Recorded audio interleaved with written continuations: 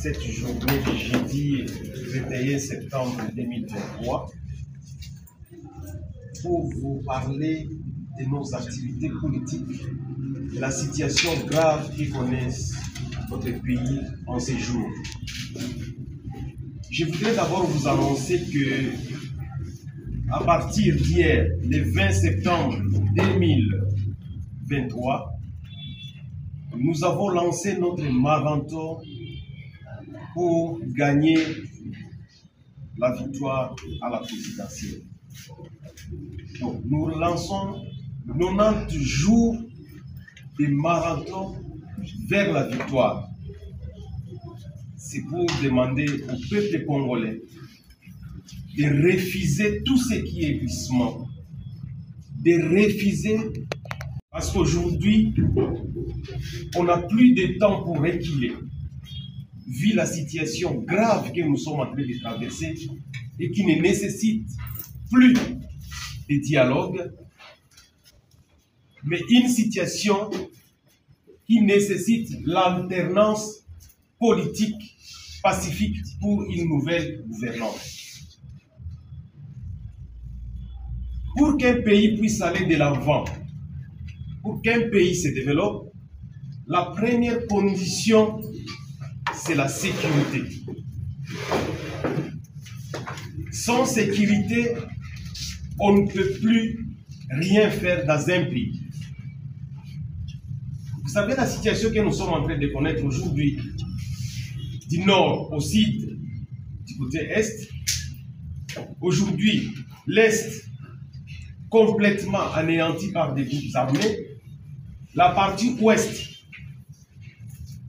envahie par des groupes armés qui commencent à massacrer les gens jusqu'à la porte de Kinshasa, même au niveau du Congo central. Et donc le peuple tout entier, le peuple congolais, se trouve dans l'insécurité. Donc la vie est en train de s'arrêter petit à petit en RDC. Depuis tout ce temps, nous avons toujours dit qu'on a du mal à comprendre la persistance des groupes armés. Tous les efforts que nous cherchons à faire pour quitter cette brutalité, cette violence qui crée des morts et des morts, ne parviennent plus à trouver solution parce qu'il y a des groupes de Congolais eux-mêmes qui ne veulent pas qu'il y ait des solutions. Hier, on pensait que ce sont les habitants de l'Est qui sont eux-mêmes responsables de leur malheur, de leur instabilité, qui créent des morts. Mais aujourd'hui, nous avons des conflits à l'Ouest, nous avons des massacres à l'Ouest. Qui sont ces responsables-là? Parce qu'à l'Est, on disait que ce sont les fils de l'Est. Aujourd'hui, à l'Ouest, nous sommes en difficulté. Doit-on confirmer, ou doit-on affirmer que c'est aussi les fils du Congo qui sont en train de tuer leur propre pays? Dans toutes les résolutions que nous cherchons à voir, il n'y a pas de mise en exécution. Nous avons aujourd'hui une procédure engagée pour pouvoir lever l'état de siège depuis 2021. L'Assemblée nationale, le 29 septembre, après avoir analysé avec les experts du gouvernement, les experts de l'armée, de la police, des renseignements, avait trouvé que l'état de siège ne pouvait pas apporter solution au problème de l'Est. Et avait demandé un plan de sortie dès 2021. Mais aujourd'hui, l'état de siège est toujours en vigueur. Qui ne veut pas penser que l'état de siège soit levé? Et pourtant, l'Assemblée nationale avait voté. Donc, ce que nous sommes en train aujourd'hui de vivre dans notre pays démontre qu'il y a une volonté manifeste pour maintenir la situation dans le chaos. Et nous devons démasquer ceux-là qui ne veulent pas que nous puissions aller de l'avant. Trop, c'est trop, cher peuple congolais. Nous sommes massacrés par nos propres frères aujourd'hui qui sont dans les groupes armés. Nous sommes massacrés par des groupes armés étrangers qui vivent, qui ont élu domicile en République démocratique du Congo et qui ne sont plus inquiétés. Nous sommes massacrés aujourd'hui, il est avéré d'après les vidéos que nous avons vues, qui ont circulé, par des éléments qui appartiennent à nos forces de sécurité. Nous sommes aujourd'hui massacrés par la famine. Les Congolais aujourd'hui est affamé, les Congolais n'ont plus d'argent, les Congolais ont une situation chaotique, une situation sociale qui ne lui donne plus la solution, la possibilité de vivre. Nous sommes massacrés par les maladies. Tous ceux qui ont fui les hostilités, qui se sont déplacés, ils n'ont plus rien à manger. Ils sont soumis à des maladies. Aujourd'hui, on n'a plus d'eau potable dans notre pays. On n'a plus d'électricité. Donc c'est un pays qui est totalement en difficulté. Mes frères et sœurs congolais, la RDC aujourd'hui, en Afrique, nous sommes les premiers pays qui enregistrent des morts et des morts. Et on n'en parle plus. Et tous les jours qui passent, à l'est de la RDC, il y a des personnes qui sont tuées. Mais malheureusement, il n'y a plus un mécanisme de dénonciation. Donc tous les massacres aujourd'hui qui se déroulent, qui se passent à l'Est, passent inaperçus, à moins qu'il y ait une organisation des droits de l'homme, une organisation, une ONG non gouvernementale, qui peut encore essayer de lever, de donner les chiffres. Tous ces citoyens qui meurent, est-ce qu'ils ne sont pas des Congolais? Est-ce qu'ils n'ont pas droit à la vie? Comme le stipule notre constitution, la vie humaine est sacrée. La RDC aujourd'hui, c'est le premier pays au monde qui regorge le plus de déplacés au niveau interne et externe. Mais quand vous allez dans tous ces camps de déplacés, que ce soit en RDC, que ce soit dans les pays voisins où ils ont élu domicile, ils n'ont plus rien à manger. Ils sont abandonnés. Ils ne sont plus soignés. Mes frères, doit-on se demander s'il y a vraiment une gouvernance en RDC? Toutes les tentatives que nous, de l'opposition, nous cherchons à faire pour accompagner les gouvernements, pour trouver des réponses, ont toujours été des échecs parce que nous sommes bloqués par les mêmes pouvoirs en place. Je voudrais revenir sur toutes les initiatives parlementaires qui sont bloquées aujourd'hui pour des raisons que nous ne connaissons pas. Le peuple est souverain. Dans un régime de démocratie, c'est le peuple qui est le maître, qui garde le pouvoir, qui détient le pouvoir. Et le pouvoir, c'est à travers ses élus à l'institution Assemblée nationale. C'est l'Assemblée nationale qui donne naissance au gouvernement. C'est l'Assemblée nationale qui donne moyens au gouvernement. C'est l'Assemblée nationale qui gère le gouvernement, qui fait le suivi de l'exécution des finances, des budgets, des programmes du gouvernement. C'est l'Assemblée nationale qui contrôle à travers les moyens d'information et de contrôle. Et qu'advient donc aujourd'hui l'Assemblée nationale qui ne fait que accompagner des individus au pouvoir, mais qui ne reflète plus les points de vue de la population. J'aimerais que les Congolais sachent que nous avons lancé aujourd'hui notre 3 mois de course de marathon pour acquérir le pouvoir. Il faut l'alternance, il faut changer de gouvernance. La solution aujourd'hui pour la RDC, c'est passer par des réformes institutionnelles. Et donc, j'aimerais ici dire au peuple congolais que nous avons besoin de dirigeants qui reconnaissent la valeur du peuple congolais, des dirigeants qui reconnaissent les citoyens congolais. Tous ces massacres qui sont commis à Ituri, tous ces massacres commis au Nord Kivu, tous ces massacres commis au Sud Kivu,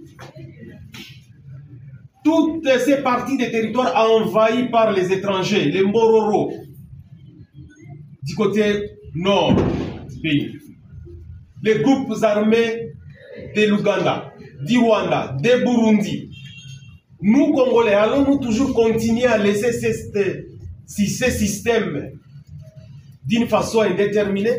Allons-nous toujours accepter que nous soyons sous la menace extérieure comme intérieure? Je crois que c'est le moment que la population dise non. Et donc, j'aimerais vous demander,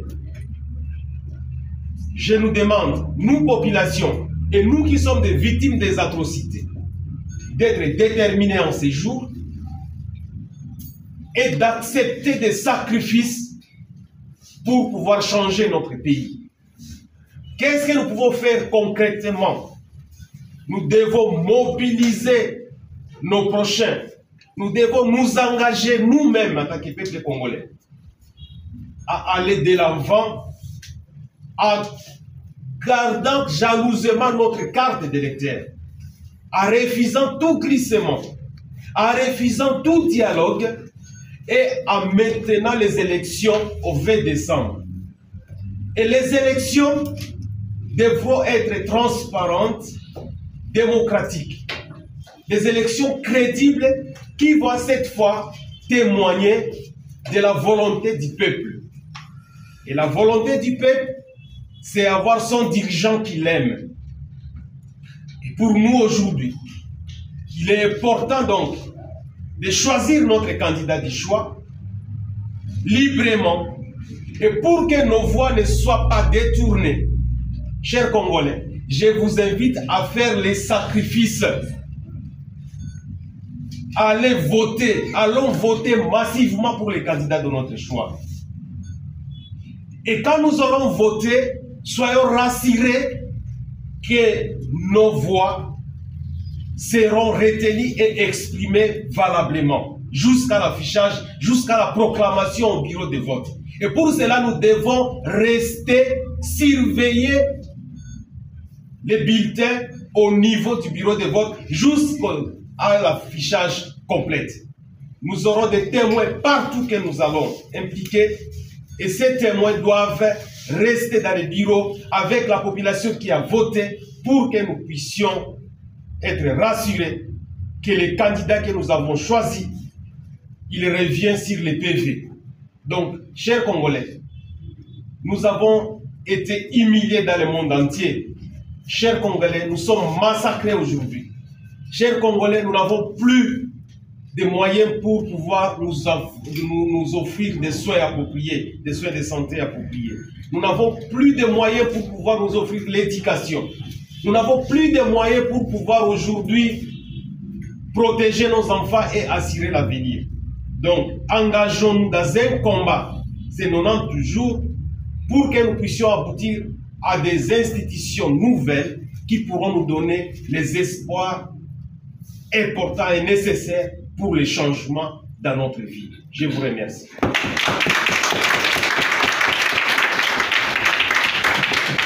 Première question, j'ai initié effectivement une interpellation, c'était déposée le 15 septembre à 14h28 pour que Sama Lukonde vienne nous dire ce qui s'est passé à Goma en rapport avec les 3 ministères qui se sont rendus sur place.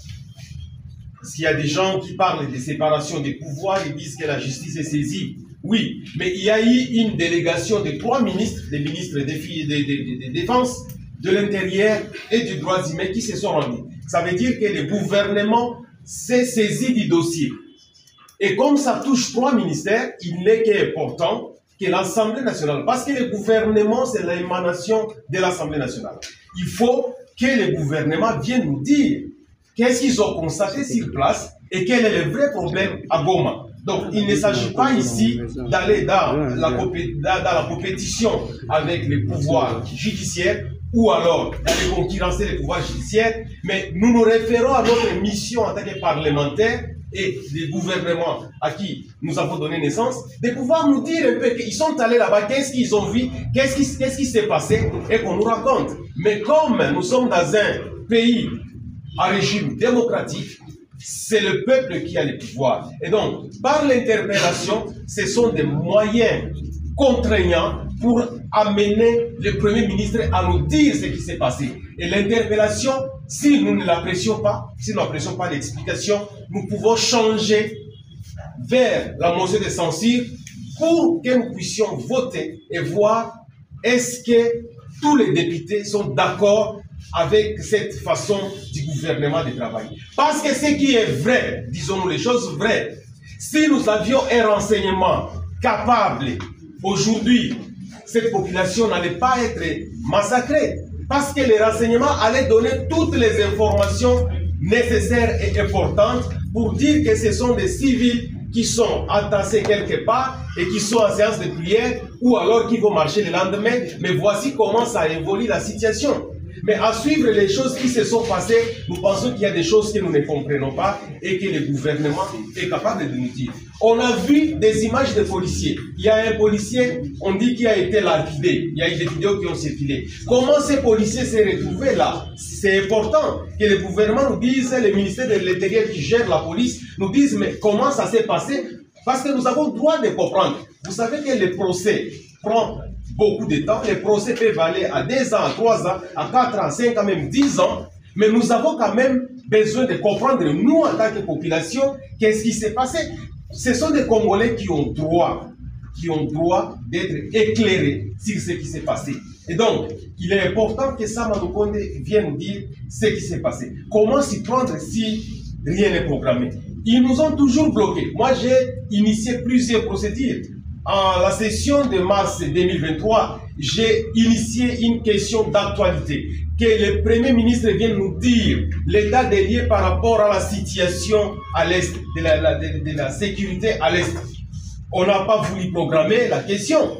Même les années antérieures, toutes les questions que nous voulons initiées pour accompagner les gouvernements n'ont jamais été programmées. Et donc, ce qu'il y a à faire, c'est de pouvoir informer la population, d'en tirer toutes conséquences, que vous avez des dirigeants qui ne préfèrent pas écouter vos élus et qu'il faut prendre des positions en conséquence. Parce que le pouvoir vous appartient, vous, population. Et si on n'écoute pas vos élus, ça veut dire qu'il y a des difficultés réelles au sein des institutions et que vous, en tant que population, vous devez sanctionner. Et nous sommes déjà à 3 mois des élections. Il appartient maintenant, nous, à informer la population de la réalité que nous voulons des institutions au service du peuple, des institutions qui écoutent le peuple. Et donc, si ces institutions n'ont pas pu aider le peuple, aujourd'hui, il est temps de pouvoir faire des réformes en changeant les animateurs de ces institutions. C'est ce que nous allons faire. Nous, on n'a pas d'autre arme que de pouvoir communiquer à la population les vraies raisons qui font en sorte qu'on ne nous programme pas au niveau de l'Assemblée nationale. Et jusque-là, il n'y a pas de bonnes raisons, c'est juste des manipulations politiques. Et des manipulations politiques de l'union sacrée qui ne voudrait pas d'initiative parlementaire, qui pense protéger son gouvernement. Mais vous n'allez pas protéger votre gouvernement qui ne voit pas le peuple. Donc nous sommes face à une situation où le peuple doit agir et nous allons accompagner le peuple avec des informations fiables qui démontrent que le gouvernement n'a pas voulu écouter ce que ses représentants ont voulu lui communiquer. Pourquoi j'insiste sur la levée de l'état de siège? Pour la deuxième question, l'état de siège, ce n'est pas moi qui demande la levée, mais il y a eu une résolution officielle. Nous avons insisté parce que la population a lancé des cris d'alarme, a voulu que nous puissions évaluer. Pour la population, l'état de siège ne portait plus la solution à ce qui s'est passé sur le terrain. Et cela, c'était déjà à 2 mois de la proclamation d'état de siège. S'il vous plaît, il s'est avéré que la population a commencé à trouver que l'état de siège était un dispositif qui n'allait pas l'aider. C'est comme ça la population a crié et nous avons fait un effort pour qu'il y ait une évaluation. Et ça n'a pas été facile pour nous tous d'obtenir cette évaluation à l'Assemblée nationale. Mais quand la commission de défense et sécurité a réuni les différents acteurs, les députés nationaux, les ministres et aussi les experts de l'armée comme de la police et du renseignement, la commission a fait un travail qui a abouti à des résolutions et recommandations votées officiellement à l'Assemblée nationale le 29 septembre 2021. Et cette résolution exiger à ce qu'il y ait un plan, que le gouvernement amène un plan de sortie avant la 10e prorogation et qu'on lève l'état de siège. C'était la recommandation, la résolution de la Commission de défense et sécurité qui avait démontré que l'état de siège avait complètement échoué. Donc les résultats étaient mitigés. Mais la question qu'on se pose, pourquoi on ne veut plus respecter cette résolution et recommandation de l'Assemblée nationale? Parce que là, nous sommes normalement face à l'outrage à l'Assemblée nationale. Parce qu'on a outragé l'Assemblée comme on ne veut pas écouter des résolutions et des recommandations de cette grande institution qui représente les peuples. Alors, la question qu'on peut se poser, qu'est-ce qui se cache devant ces métiers d'état de siège? Récemment, on a appris qu'il y a eu la table ronde. Une table ronde auquel moi j'ai refusé de participer. Pourquoi? Parce que c'est un format qui n'était pas constitutionnel. La Constitution donne le pouvoir au chef de l'État de proclamer l'état de siège et un mois après, l'apanage revient à l'Assemblée nationale qui peut juger, après un débat, continuer à proroger oui ou non tous les 15 jours. Et aujourd'hui, l'Assemblée nationale peut lever l'état de siège. Mais pourquoi l'Assemblée nationale ne veut pas lever l'état de siège et pourtant c'est de leur apanage? Mais on veut faire une table ronde pour dire que, comme nous l'avons attendu auprès d'un membre du gouvernement, qu'il appartiendra au président de pouvoir apprécier, après consultation, s'il faut lever l'état de siège ou non. Non, ce n'est pas le chef de l'État qui lève l'état de siège. Après un mois, ce n'est plus lui. Alors, ce qui se passe ici est que les députés, pour des raisons obscures, ne veulent pas lever l'état de siège. Et c'est comme ça, moi, je vais le dire devant tout le monde, que chaque circonscription devrait faire pression sur son député, que nous puissions rester en dehors de l'Assemblée nationale jusqu'à ce qu'on lève l'état de siège. Parce que si le Nord Kivu et le Sud Kivu, tous les députés aujourd'hui se mettent à l'écart de tout ce qui est prorogation de l'état de siège, on finira par lever, parce que toute chose qui se fait sans nous, ça sera contre nous. Mais pourquoi les députés restent dans la salle? Moi, j'ai suspendu ma participation à toute séance de prorogation d'état de siège, ça fait plus d'une année. Mais pourquoi les autres, ils restent? Donc, ce sont des agendas obscurs. Et parmi les agendas obscurs, nous sommes en train de penser dans nos analyses que nous n'avons pas encore confirmées. Est-ce que l'état de siège a trait aux élections? Est-ce qu'on veut exclure l'Ituri et le Nord Kivu pour ne pas élire afin de diminuer les quotas de la partie Est qui constitue l'électorat majoritaire? On est en train de se poser ces questions. Qu'est-ce qui se cache derrière les métiers de l'état de siège? Est-ce qu'on veut aujourd'hui profiter des moyens qui ne sont plus contrôlés des gouvernements provinciaux de l'Ituri et du Nord Kivu pour gonfler les poches de certaines personnes? On ne le sait plus. Mais nous pensons peut-être qu'on devra continuer à mûrir la question qu'il y a des traits entre l'état de siège et les élections. Parce que ce qui est vrai, l'état de siège est un état exceptionnel. Mais aujourd'hui, tout ce que nous vivons à l'Est, en Ituri comme au Nord Kivu, ce n'est plus un état de siège exceptionnel parce qu'il n'y a pas même d'affrontement entre les groupes armés et les forces de l'ordre. Il n'y a pas des opérations militaires comme il le faut pour pouvoir trouver solution et protéger la population. Vous savez qu'en Ituri, rien que le mois qui vient de s'achever, au mois d'août et le mois de septembre, il y a eu plus de 50 morts qu'on a dénombrés. Récemment, chez les Walais, c'est beaucoup dans les territoires d'Irumu, il y a eu plus de 18 morts. On parle aujourd'hui de plus de 8 morts dans la forêt également. Il y a eu du côté Ndjougou, plus de 21 morts qu'on a recensés rien qu'ici au mois de septembre. On n'en parle plus malheureusement. Du côté Mambasa, des territoires de Mambasa, il y a eu des morts. Quand vous allez au niveau de Nord Kivu, il y a eu ces carnages à Goma. Mais il y a beaucoup de massacres isolés, même dans les zones sous occupation. Il n'y a personne qui en parle. Vous descendez au site Kivu, la région de Fizi, la région de Mwenga, dans ces territoires-là, il y a des carnages, mais on n'en parle plus. Et donc, ce sont des choses que nous voulons cesser.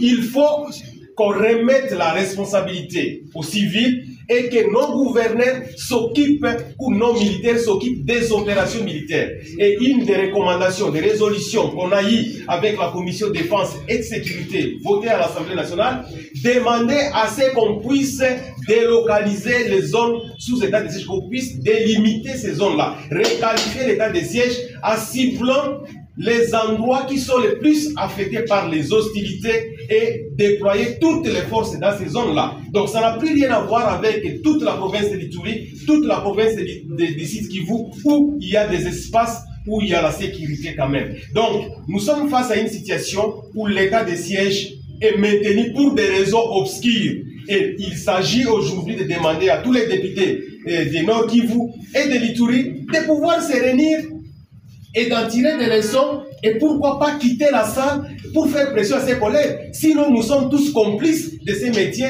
qui n'est plus exigé aujourd'hui par la population parce que la population veut en sorte qu'on puisse quitter l'état de siège, qu'on puisse lever sans forme de procès. Le danger des tables rondes, c'est que j'avais dit dans un point de presse à Bounia, et qu'après consultation, le chef de l'État peut avoir dit que non, bon, nous avons pensé après consultation qu'il y a encore urgence des métiers d'état de siège. Qu'est-ce que nous allons devenir?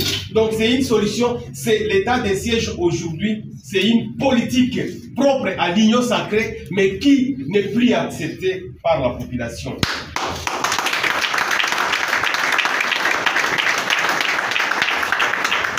Et je vais finir par la troisième question.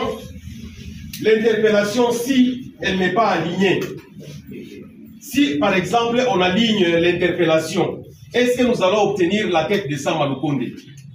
Mes peuples congolais, chers journalistes, notre souhait, ce n'est pas notre désir, notre objectif, ce n'est pas chercher la tête de Sama Lukonde. Notre objectif est d'avoir des dirigeants qui se soucient de la population, qui protègent la population. C'est ça notre souci.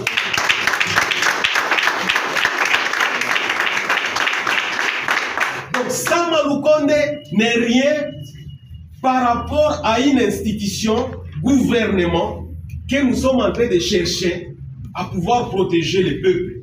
Il y a des gens qui pensent que nous pouvons avoir des problèmes avec les gouverneurs militaires. Les gouverneurs militaires, que ce soit celui de l'Ituri, que ce soit celui du Nord Kivu, ils ne sont rien par rapport à toute une institution, gouvernement ou président de la République. Pour que les pays aillent de l'avant, nous avons besoin des institutions qui sont fortes. Ici, en initiant l'interpellation, nous voulons que l'institution gouvernement puisse prendre en charge sa responsabilité de pouvoir protéger la population. Et l'institution gouvernement est chapeautée par Sama Lukonde. On n'a pas de problème privé avec Sama. D'ailleurs, Sama Lukonde, c'est un ami à moi. Donc, je ne peux pas chercher à faire du mal à lui, mais moi, je cherche que l'institution gouvernement aujourd'hui, qui est devenue incapable de gérer la population, l'institution gouvernement aujourd'hui, qui est devenue incapable de gérer nos forces de sécurité, puisse laisser la place à des gens qui sont capables et compétents. C'est ça notre problème. Donc nous allons aligner, nous allons faire des pressions pour qu'on aligne cette interpellation. Je viens de procéder à un premier appel. Nous irons jusqu'à 5 rappels. Et si, messieurs les députés, Mbosso, qui est député comme moi, ne veut pas aligner cette interpellation à travers les bureaux qu'il chapeaute, nous allons communiquer à la population que voilà, vous avez des problèmes, nous avons interpellé les gouvernements, mais les bureaux Mbosso n'a pas voulu aligner. Nous allons informer la population, et la population n'est pas dupe pour tirer des leçons et comprendre quel genre d'institution nous avons à ce moment-là. Donc pour nous, nous sommes très calmes.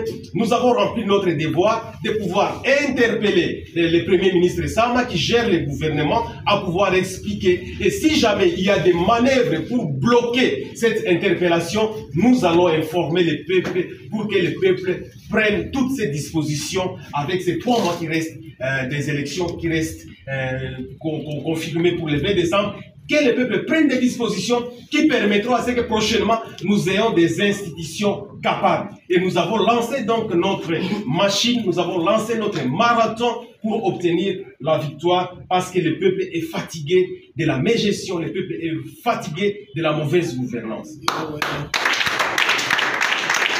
À quoi consiste-t-il? Le marathon de 90 jours est simple.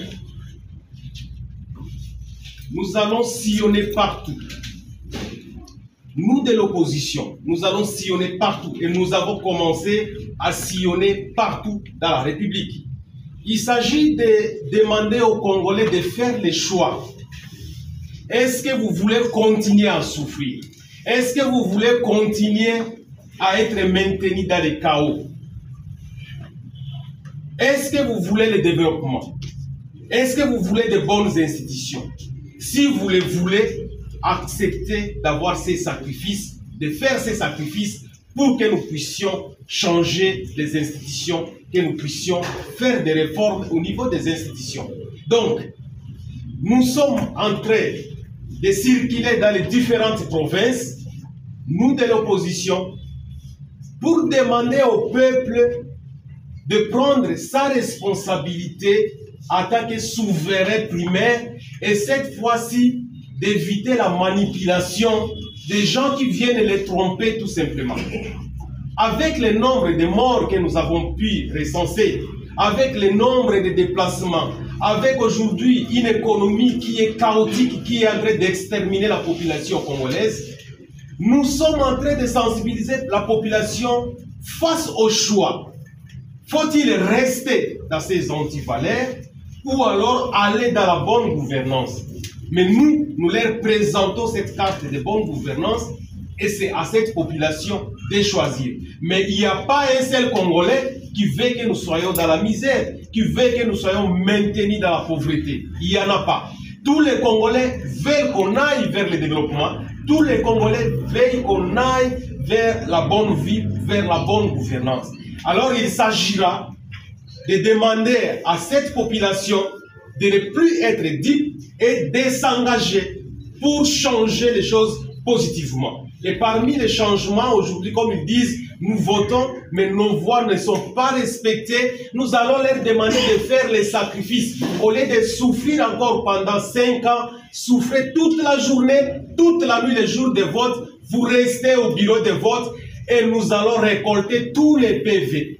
Tous les PV, les photographies et les lancer partout pour qu'on voit que la victoire revient à la personne que la population a choisie.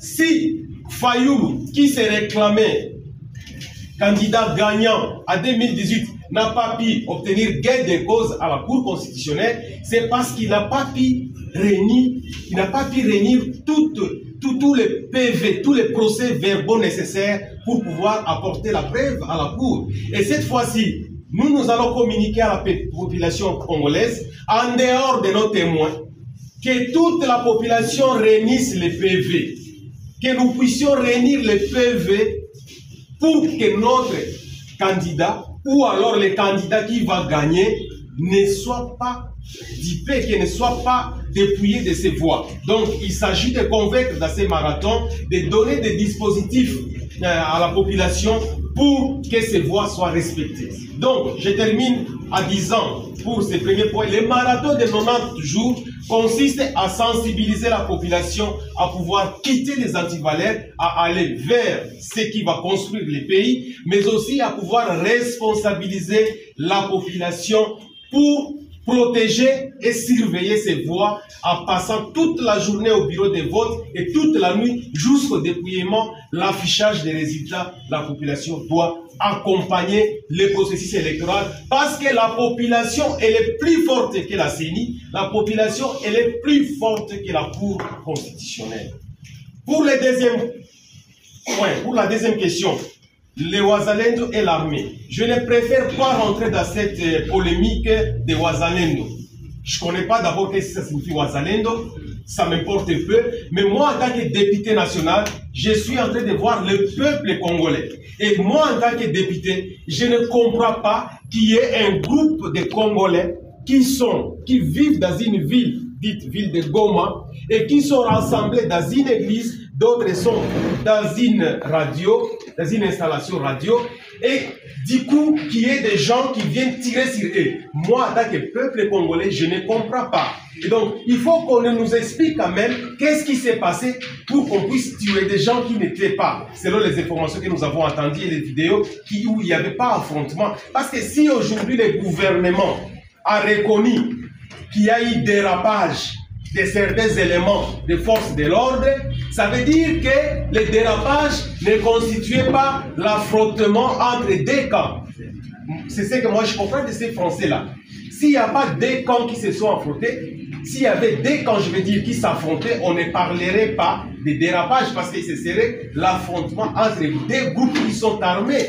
Mais s'il y a eu dérapage, ça veut dire aujourd'hui, le gouvernement reconnaît qu'il y a eu des civils qui sont morts et on qualifie cela de dérapage. Mais on ne comprend pas. La question, on ne comprend pas s'il y a 2, 3, 6 officiers qui sont aujourd'hui devant la barre et nous saluons cette arrestation. Mais qu'est-ce que nous allons dire quand ils étaient en train d'exécuter cette action-là? Il y avait d'autres militaires qui étaient là. Et donc, il fallait quand même qu'il y ait une intervention pour qu'on bloque tous les 6 pour que les massacres ne connaissent pas. Et donc, nous sommes en train de chercher quand même que le gouvernement nous dise ce qui s'est réellement passé. Donc, pour prendre Ouazalendo et l'armée, ça ne nous intéresse pas beaucoup. Mais nous voulons au moins que des citoyens congolais qui ont été tués et enterrés dans des conditions qui laissent à désirer, qu'on puisse quand même en tenir compte et qu'on nous dise ce qui s'est passé. Et vous dites qu'on multiplie des plaidoyers.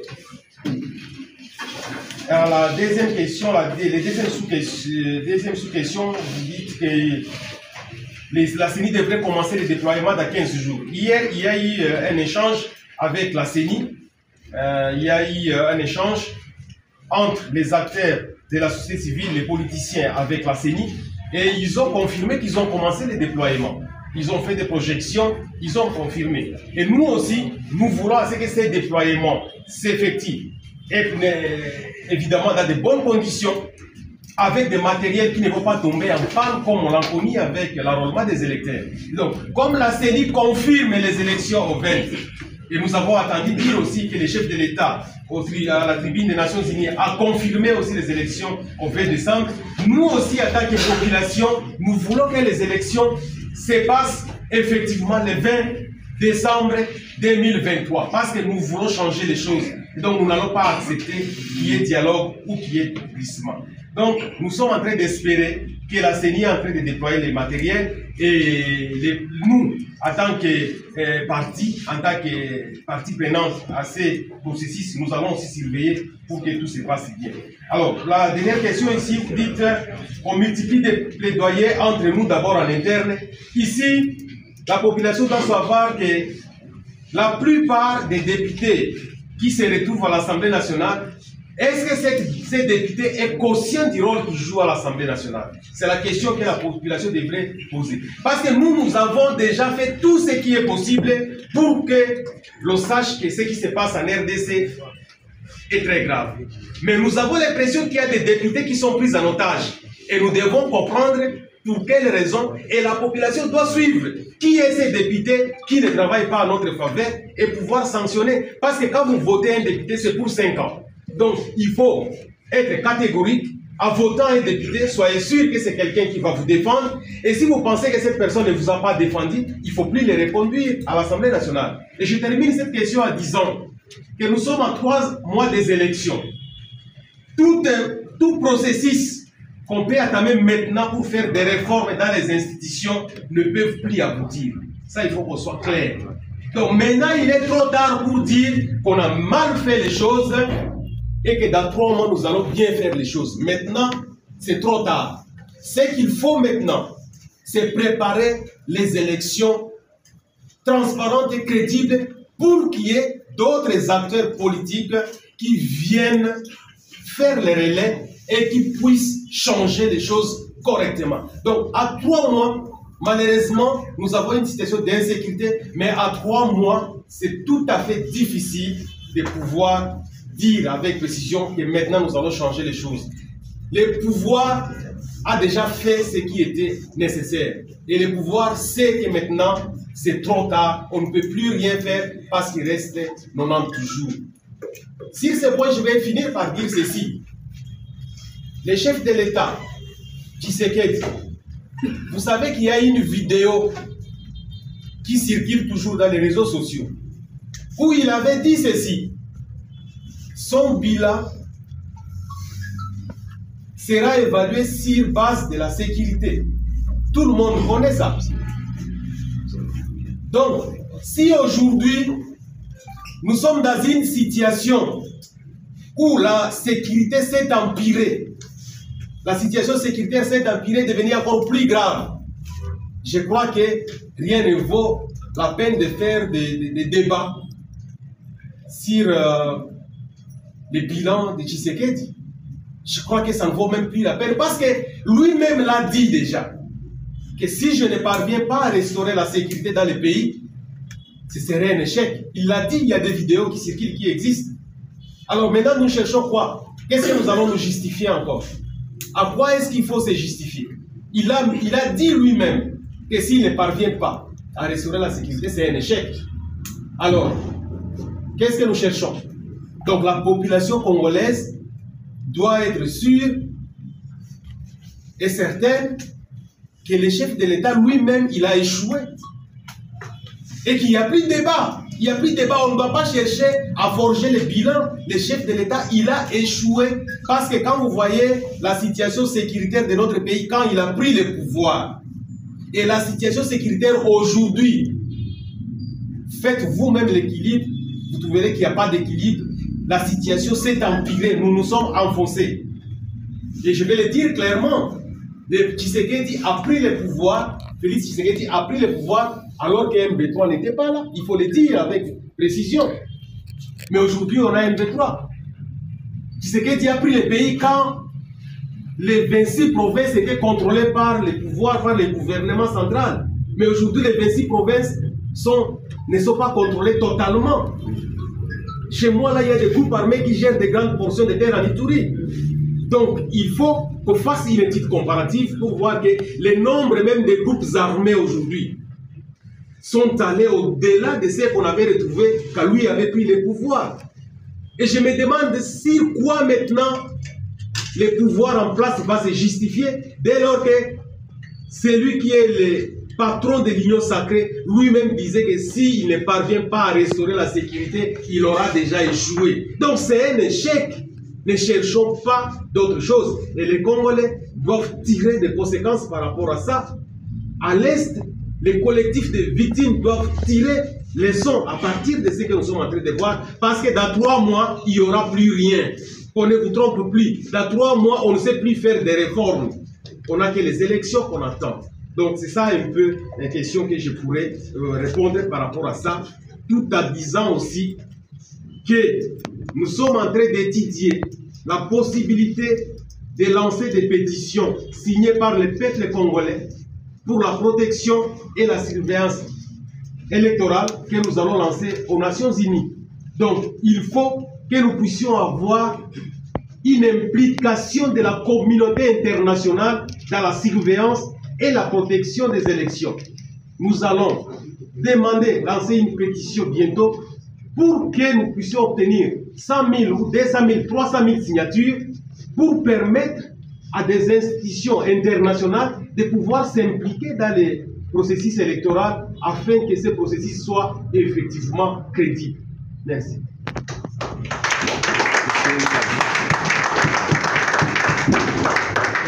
Oui, actualité.c. Oui. Oui, honorable.